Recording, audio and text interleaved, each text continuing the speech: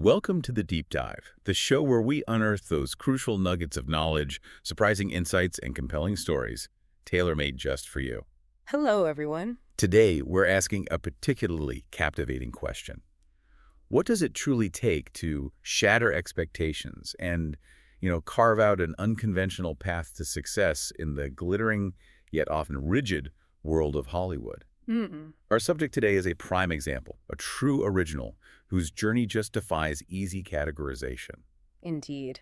We're talking about Diablo Cody, born Brooke Beasy, a name that, as you'll soon discover, represents a remarkable transformation. Right. Her journey from candid blogger, and yes, an unlikely stripper, to an Academy Award and Tony Award-winning writer and producer is nothing short of extraordinary. It really is. It's a narrative that challenges almost every preconception about how one makes it in the entertainment industry. Absolutely. Our mission in this deep dive is to extract the most important insights from all the sources we've gathered, guiding you through her surprising evolution. We'll meticulously explore her truly distinctive voice, analyze how her unique life experiences profoundly shaped her art, and ultimately understand the undeniable impact she's had across film, television, and even Broadway. Yeah, we're not just listing accomplishments. We're dissecting the why and how of her unique trajectory. And you, our listener, are in for a fascinating exploration. Expect to delve deep into her early life, understand the provocative genesis of her career that raised eyebrows, but also fundamentally defined her, and trace her meteoric rise, especially with Juno. Such a key moment. Totally. We'll then track how she strategically diversified her creative ventures, touching on her directorial debut and her acclaimed Broadway work.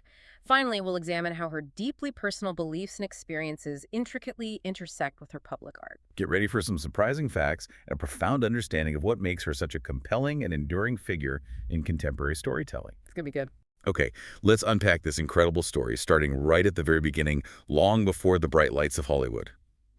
Before she was known as Diablo Cody, she was Brooke Beasy, born on June 14, 1978, in Lamont, Illinois. Lamont, okay. Now, Lamont is a suburb just southwest of Chicago, a classic Midwestern setting. She grew up there with her older brother, Mark, under the care of her parents, Pam and Greg Beasy. And it's a small detail, but her mother has Italian descent, while her father's ancestry is German, hinting at a blend of cultural backgrounds that would later inform her global perspective. That's interesting. And what's particularly striking here, and often overlooked, is how her early upbringing stood in such stark contrast to the fiercely independent and often provocative persona she would later cultivate. Tell us about that.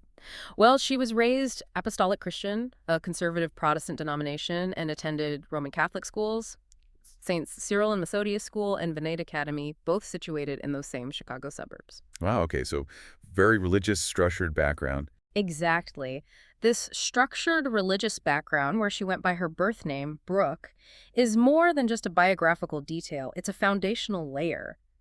Think about growing up in an environment where certain forms of expression, certain life choices, might be seen as outside the norm, perhaps even taboo. Yeah, definitely. For someone with an inherently strong, questioning voice like Cody's, this structured upbringing wouldn't just be a backdrop. It could be the very pressure that creates the diamond, forcing her to find outlets for that authenticity, that challenging spirit, which later explodes in her writing. So it's not just a contrast, it's like a crucible. That's a great word for it. A crucible where her unique voice was forged, perhaps through a subtle internal rebellion. That's a powerful way to frame it. You can almost feel the tension between that structured upbringing and the burgeoning authentic voice waiting to be unleashed. After high school, she continued her education, graduating from the University of Iowa in 2000 with a Bachelor of Arts in Media. Now, here's a small but telling detail. During her time there, she worked in the university library's acquisitions department. Oh, okay. A library job. Right. This might seem mundane, a typical college job, but it hints at an underlying intellectual curiosity, a meticulous nature, and a willingness to engage with information on a deep level, even in less glamorous tasks. Yeah, I can see that. These are all qualities that feed directly into a writer's observational skills and crafts. Absolutely. Those early, seemingly conventional experiences, even the quiet work in a library, often leave subtle but lasting imprints. Right. Her initial steps into the professional world followed an equally traditional path. Secretarial work at a Chicago law firm, followed by a stint proofreading ad copy for Twin Cities radio stations in Minneapolis. Ah, Minneapolis. That becomes important. It does. These were quintessential 9-to-5 jobs routine, practical and certainly not glamorous. They offered absolutely no foreshadowing of the dramatic, headline-grabbing shift that was about to occur. Not just in her career. No, in her entire public identity. It's like watching the quiet beginnings of a river before it rushes into a waterfall. And what a seismic shift it was. This leads us directly into the truly fascinating genesis of Diablo Cody, the audacious pen name, the groundbreaking blogs, and the completely unexpected venture into stripping. Yeah, this is where things get really interesting. It all started with the power of the pen, or perhaps the power of a cleverly chosen nom de plume. Long before Juno and the Oscars, she was already building a remarkably unique and compelling online presence. That's right. Her early online presence kicked off with a parody blog called Red Secretary. Red Secretary, I remember hearing about that. This blog meticulously detailed the fictional exploits of a Belarusian secretary, but savvy readers quickly realized the events were thinly veiled allegories for actual happenings in Cody's own life. Ah, clever. Yeah. It was all told through the highly distinct perspective of a disgruntled, English idiom-challenged Eastern Bloc girl, creating a truly unique narrative voice.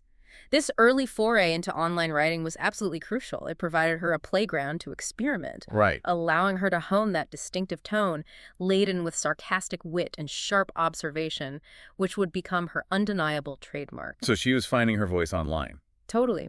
After relocating from Chicago to Minneapolis, she continued this evolution in self-expression with her first bona fide blog, writing under the wonderfully evocative nickname Darling Girl. Darling girl, I like that. So we're seeing her develop this incredibly sharp, observational, and irreverent voice, all in the relatively nascent world of online blogging. Exactly. But then the name itself, Diablo Cody, has a story just as vibrant and colorful as her early content. Oh yeah, the origin story. She officially adopted this pen name in March 2003, and the origin is quite cinematic, actually. She was speeding through Cody, Wyoming, listening to Arcadia's atmospheric song, El Diablo. It was a moment of pure, almost impulsive inspiration that perfectly encapsulates the spontaneous, audacious spirit that would ultimately define her public identity.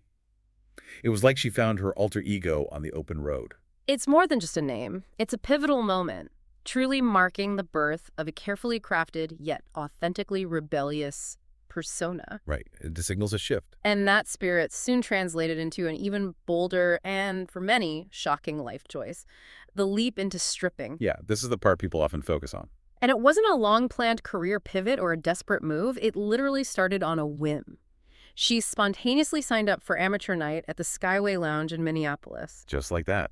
Amateur night. Just like that. This single act tells us a tremendous amount about her personality, her profound willingness to explore, to push conventional boundaries, and to embrace experiences far outside the traditional norms that had defined her upbringing.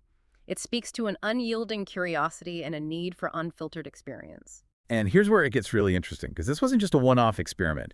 She genuinely enjoyed the experience, apparently. Yeah, and the buzz it generated among her blog readers was undeniable. Yeah, the blog connection. Right. This enjoyment, combined with the clear reader interest, ultimately led her to make an incredibly bold decision. She quit her conventional day job and became a full-time stripper. Wow, that takes guts. It was a choice that was both unapologetic and completely central to the memoir that would eventually launch her career. Candy Girl. Exactly. And to further illustrate the depth of her immersion in the adult entertainment industry, the sources note she also spent time working peep shows at Sex World, an adult novelty and DVD store, also in Minneapolis. So this wasn't just dipping a toe in. Not at all. This wasn't just a brief experiment. It was a significant, immersive chapter of her life that she fully embraced and meticulously documented. She wasn't an observer, she was a participant, and that immersion would pay dividends in her writing. That deep, visceral immersion, rather than a superficial glance, allowed her to gain a unique perspective that few writers ever access directly. She wasn't reporting from the outside, she was living it. Precisely. And crucially, while all of this was happening, she also began her early forays into professional journalism. She started writing for City Pages, an alternative Twin Cities weekly newspaper. Okay, so bridging that gap. Yeah, and later contributed to the now-defunct Jane magazine. This was a crucial, almost symbiotic step, directly connecting her raw, authentic blog voice to professional writing, essentially laying the groundwork and developing the discipline for the memoir. Which would catapult her. Right. By December 2007, just as Juno was getting buzz, she even began writing a column for Entertainment Weekly, showcasing her burgeoning mainstream recognition and the industry's acknowledgement of her unique voice, even before Juno's full cultural impact. So what this truly illuminates is how Cody meticulously channeled every single part of her experience. The unfiltered blogging, the challenging reality of stripping, the critical perspective of alternative journalism, all of it, directly into her craft. Yeah. These weren't disparate detours or lost years, were they? They were all actively feeding into the development of that sharp, observant, and unapologetically authentic voice that would ultimately define her later success. Exactly right. It's like she was accumulating a unique, perhaps unconventional toolkit for storytelling, each experience adding a new layer of insight and perspective. Each phase, no matter how unconventional or controversial, was a masterclass in observation, self-expression, and perhaps even sociological study. They were the raw foundational building blocks for a voice that proved utterly captivating and ultimately impossible to ignore. And that voice was about to hit Hollywood with the force of a supernova, proving that authenticity, even if raw, can be incredibly potent. This takes us to part 2, the breakthrough Juno and beyond, starting with her memoir, Candy Girl, a year in the life of an unlikely stripper. Right. At the age of 27, Cody poured her experiences, her observations, and her raw voice into Candy Girl. From blog to book. And the genesis of this memoir actually highlights a critical moment, an important pivot in her career. Mason Novick, who would soon become her lifelong manager and producing partner, was instrumental. Ah, Novick. Key figure. Absolutely key. He discovered her blog, instantly recognized her sharp and sarcastic voice, and based on its burgeoning popularity, was able to secure her a publishing contract with Gotham Books. Wow. So the blog directly led to the book deal. Yeah, a direct pipeline from her raw, unfiltered online presence to a legitimate mainstream publishing deal, proving the commercial viability of her unique perspective. It really shows the transformative power of an authentic voice, even in its earliest unpolished forms, to capture attention. Mm-hmm. And then here's the truly instrumental moment, the big pivot point that changed everything. After the book was completed, Novick, with remarkable foresight, encouraged her to try screenwriting. Just like that. Hey, try writing a movie. Pretty much. Yeah. Just imagine, she hadn't even considered it professionally before this gentle push from her manager. It was a leap of faith into a completely new medium, but one that would perfectly harness her distinctive dialogue and character work. It's an insightful turn, almost a serendipitous suggestion from a keen-eyed manager who clearly saw the broader potential of her storytelling abilities, recognizing that her voice was inherently cinematic. And the result was nothing short of phenomenal. Juno. Phenomenal is the word. The ascent was incredibly swift, almost unheard of in Hollywood. She completed the script in February 2005, Okay. and it was optioned by a producer by that very summer. That fast. Yeah. Feb to summer. That fast. This rapid timeline really showcases the immediate, undeniable impact of her fresh, unique voice on an industry constantly searching for something original, something that breaks through the noise. And Juno truly was fresh, truly was original. For those who remember, it's a brilliant, often bitingly witty, coming-of-age story about a teenager's unplanned pregnancy, starring Elliot Page, then known as Ellen Page, alongside Michael Cera, both giving career-defining performances. Fantastic casting. It was directed by the incredibly talented Jason Reitman, who, as we'll see, would become a truly frequent and fruitful collaborator. That Reitman connection is so important. The film itself wasn't just a critical darling. It was an absolute awards juggernaut, cementing Cody's place on the map. Oh, the awards blitz for Juno was truly remarkable, especially considering it was a debut screenplay from someone without a traditional Hollywood entry. Right, the unlikely stripper turned Oscar winner. Exactly. It was runner-up for the Toronto International Film Festival People's Choice Award and won second prize at the Rome Film Festival, indicating immediate global appeal. Okay, strong start. But the biggest triumph, of course, came at the Academy Awards, where Cody sensationally won the Oscar for Best Original Screenplay. The big one, for her first script. Incredible. The film itself received 4 Academy Award nominations in total, including for Best Picture, a rare feat for an indie film. Wow, Best Picture nom too. Yeah. Beyond the Oscars, she received broad industry recognition, including a BAFTA Award for Best Original Screenplay, an Independent Spirit Award for Best First Screenplay, a Writers Guild of America Award. Okay, the Guilds loved it too. a Broadcast Film Critics Association Award, a National Board of Review Award, and a Satellite Award. She also garnered a Golden Globe nomination for Best Screenplay. Phew. Keep going. And uniquely shared the 2008 Cinema for Peace Award for Most Valuable Work of Director, Producer, and Screenwriter with Jason Reitman and other distinguished filmmakers.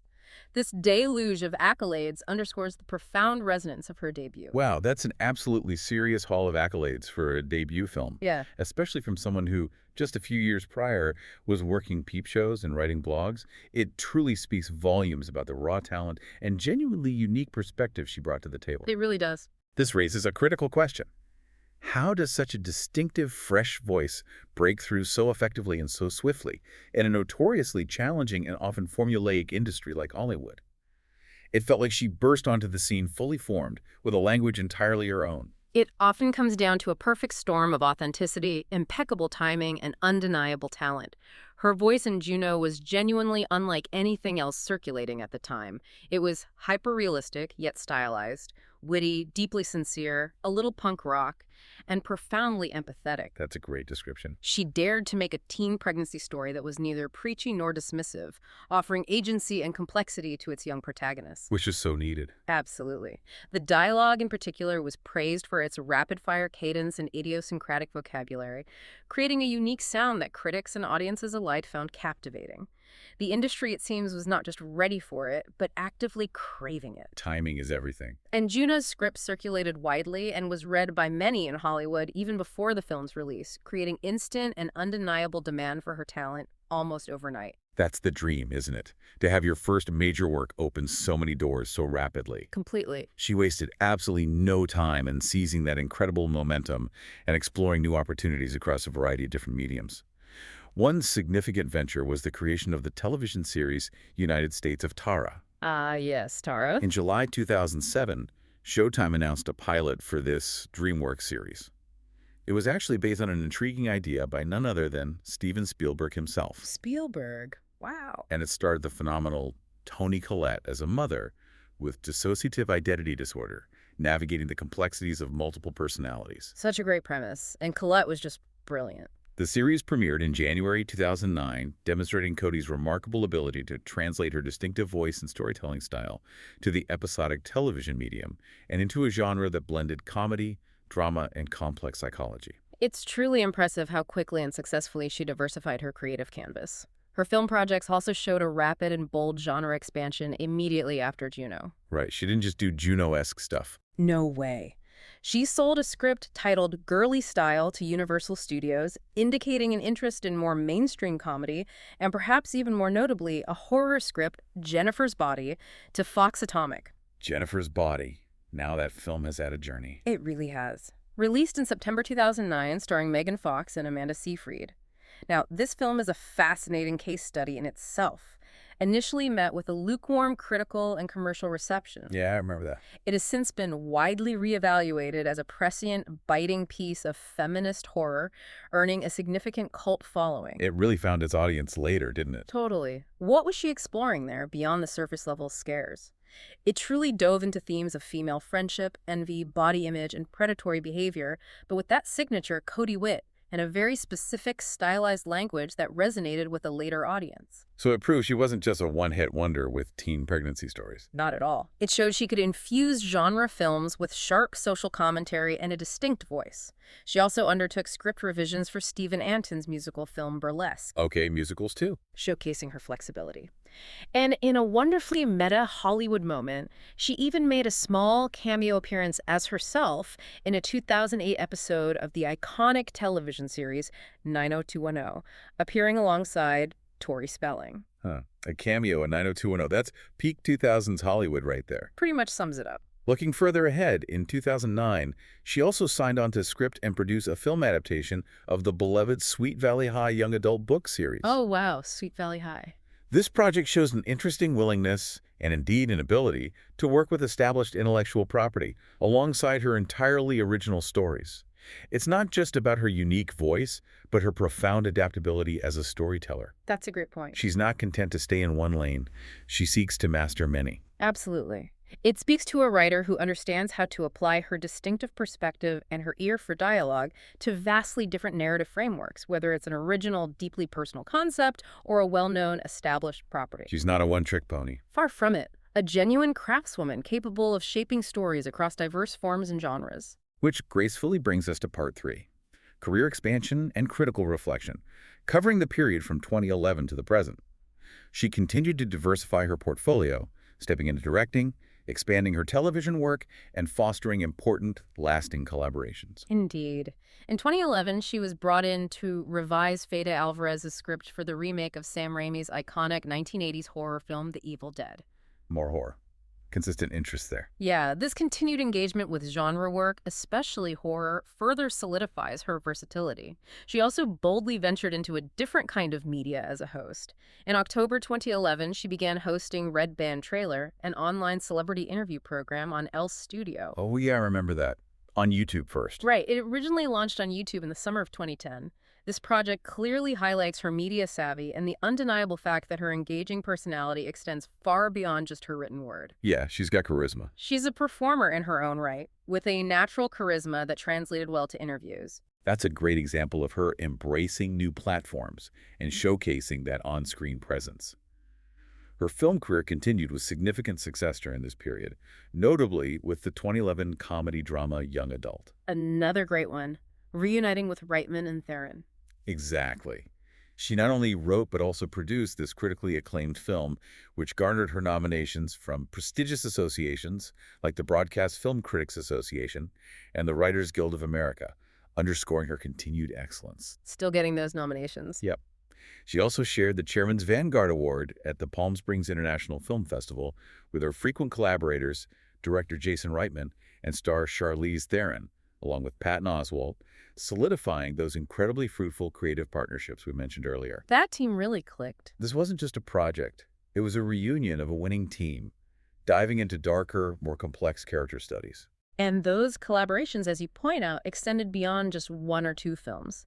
In 2012, a truly significant group of writers, including Cody, Dana Fox, Liz Merriweather, and Lorene Scafaria, collectively known as the Fumpire, received the Creativity and Sisterhood Award from the Athena Film Festival. The Fempire. Love that name. Right. This award recognized their mutual support and collaboration within the often fiercely competitive film industry. That's really cool. If we connect this to the bigger picture, it speaks volumes about the importance of community and collaboration, especially for women, in creative fields that are too often perceived as solitary or cutthroat. Yeah, that support network seems vital. It shows that even the most individualistic creators thrive within a network of support and shared experience. That's such an insightful point about the power of collective support, particularly in an industry that can be isolating. Then, in a significant and natural career milestone, she announced her first directorial project in 2012. Directorial debut, yeah. The film, initially titled Lamb of God and later released as Paradise, was about a young woman who, after surviving a plane crash, abandons her strict religious upbringing to explore the secular world of Las Vegas. Ooh, okay. That theme again. This project draws a particularly fascinating and very direct link back to her own apostolic Christian upbringing, suggesting a deeply personal and cathartic connection to the material. Almost like she was working something out. Exactly, almost as if she was exploring a parallel universe to her own past. It starred Julianne Hough, Holly Hunter, Octavia Spencer, and Russell Brand. It was produced by Mandate Pictures and eventually released in October 2013. It's a compelling thematic thread, her own background directly influencing her artistic choices in a very public way, almost an artistic full circle. Directing is tough. How did it go? Well, it didn't quite land like her writing hits, but, it's also important to acknowledge the often harsh reality of Hollywood development.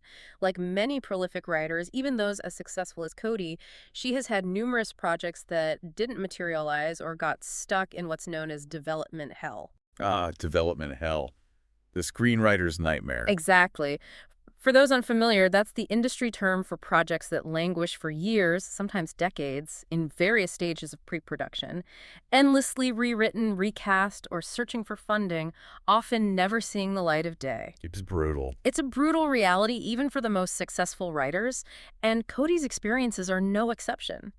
These unrealized projects include a planned TBS talk show pilot, Me Time with Diablo Cody, which was to feature Steve Agee. Oh, I would watch that. There was also Time and a Half, which Julianne Hough was set to star in, a teen drama series for Fox called Prodigy, developed with Josh Schwartz about a 16-year-old genius. With Josh Schwartz. Interesting combo. And Alex plus Amy, a romantic comedy pilot for Warner Bros. Television. This truly raises an important question about the sheer volume of creative endeavors that never make it to screens, even from established talent.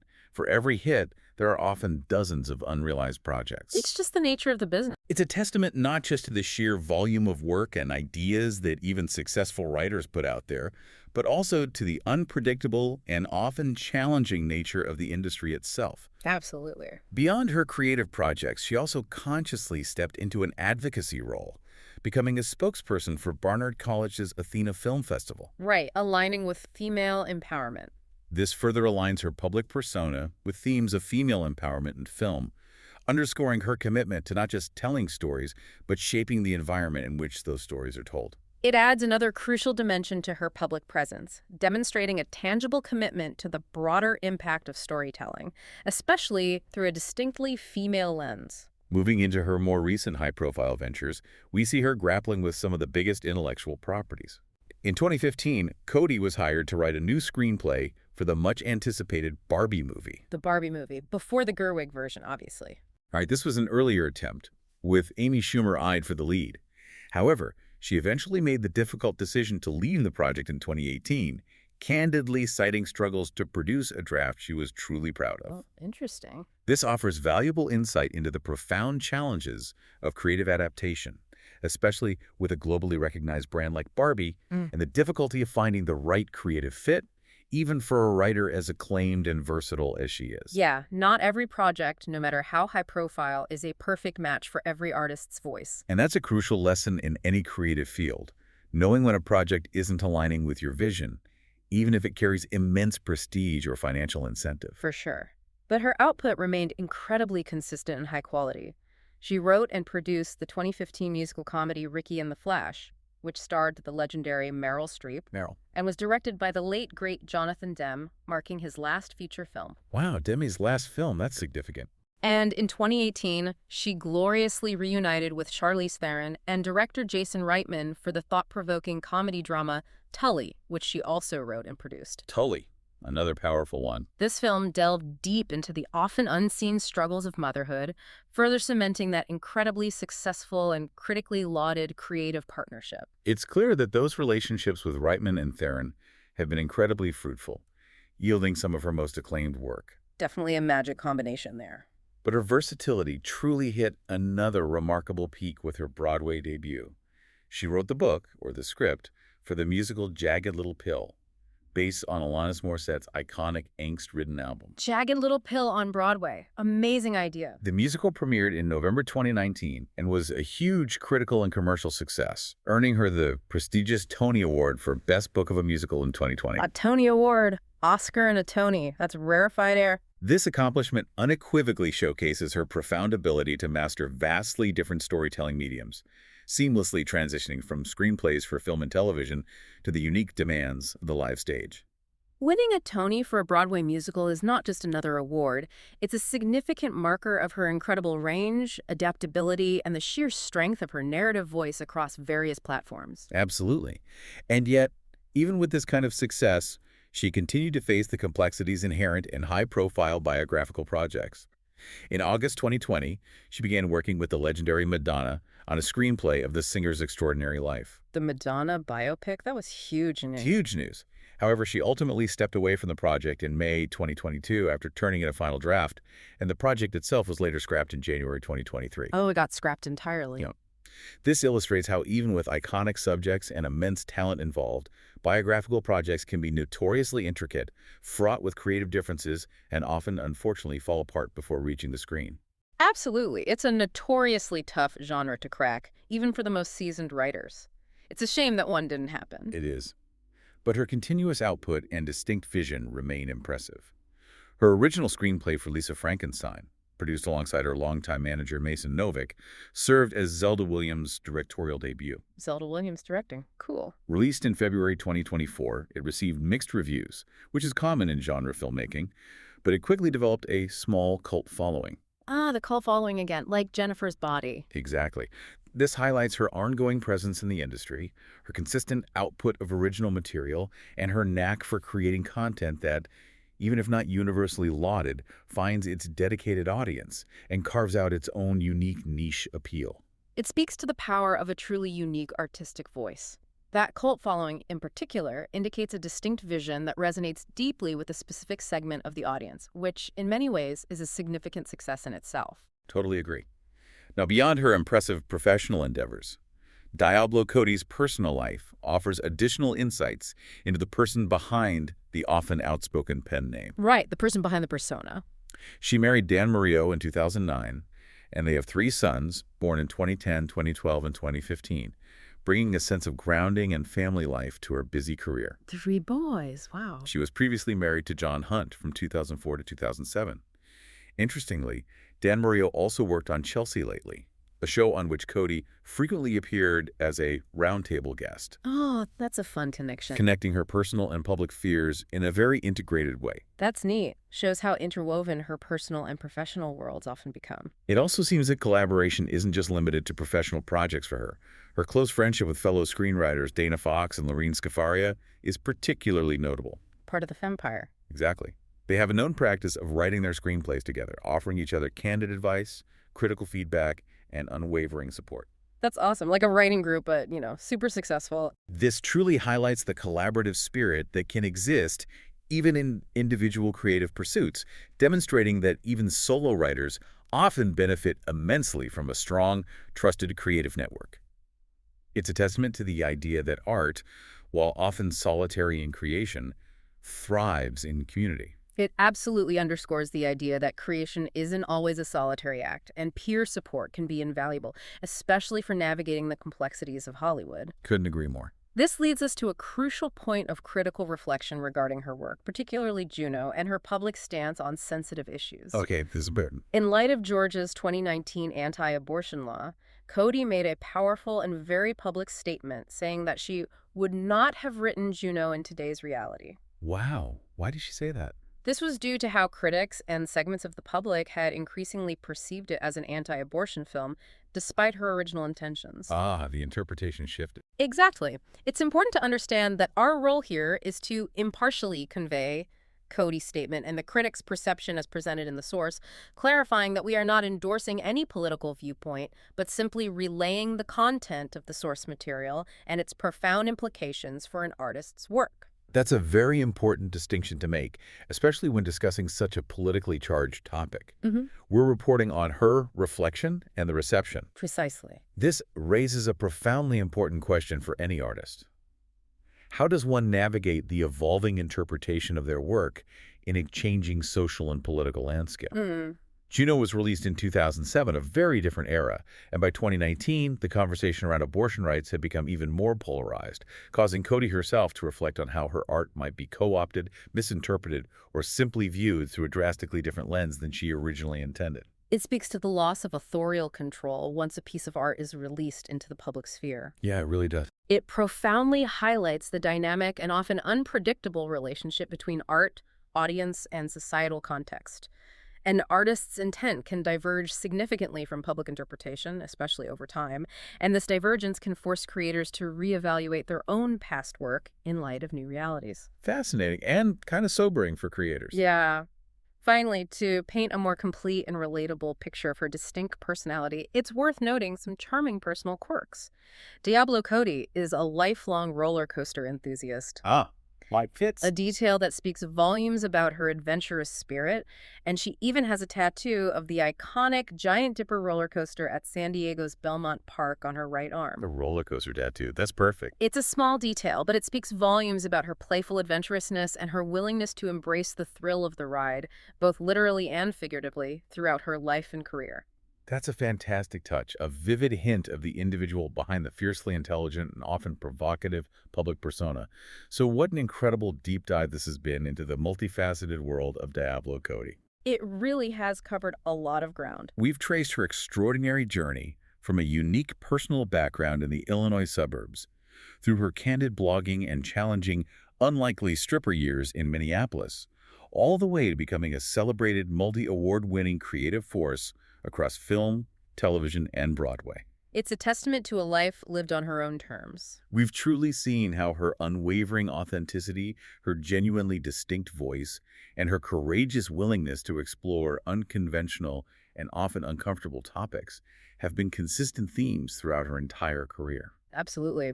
From her earliest blogs that captured her sharp wit to her triumphant Tony Award on Broadway, her trajectory is a powerful testament to the transformative power of unique experience and an unvarnished perspective. So what does this all mean for us, the audience, and perhaps even more significantly, for aspiring storytellers out there dreaming of making their mark? That's the big takeaway question, isn't it? It really makes you pause and reflect, doesn't it? As we wrap up this deep dive, consider Diablo Cody's career as a profound testament to the power of leveraging one's truly unique lived experiences. No matter how unconventional, provocative, or seemingly disparate they might seem, directly into compelling, authentic art. Use what you have, what you've lived. Exactly. How does her journey fundamentally challenge our assumptions about where creative genius truly comes from? And what does it reveal about the enduring power and vital importance of an authentic, unfiltered voice in an industry that often favors polish, conformity, and well-trodden paths? Something to think about. It's something worth mulling over until our next deep dive.